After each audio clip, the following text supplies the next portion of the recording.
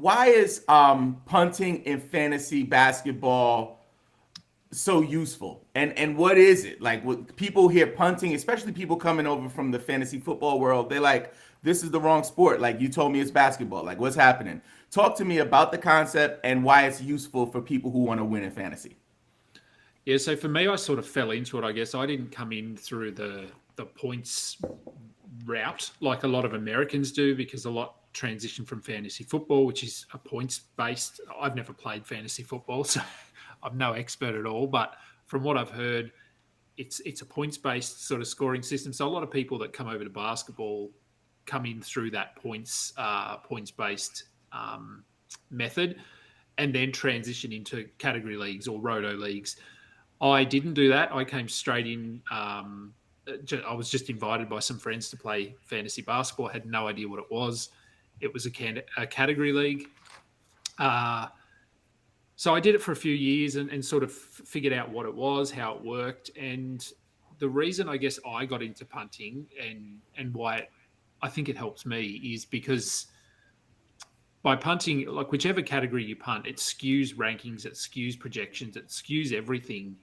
And so there's value. It's a good way of finding value, because if everyone is just sort of the same mindset, hey, we're not punting, we just want best player available. Everyone is targeting very similar players at the same spot in the drafts.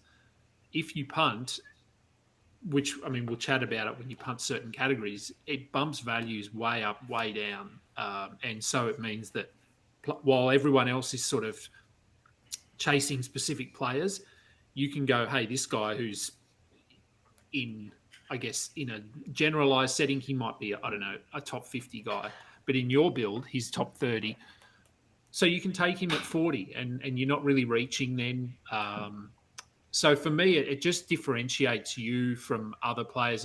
And there's so many different combinations of punting. You can punt one category, two, three, four, depending on how many categories are in your league. So I think it just mixes it up and makes it exciting.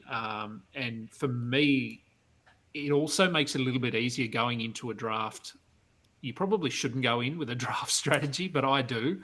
Um, Usually, you want to draft one or two players before you decide on whether you want to punt. Um, and look, I mean, to be clear, you don't have to punt.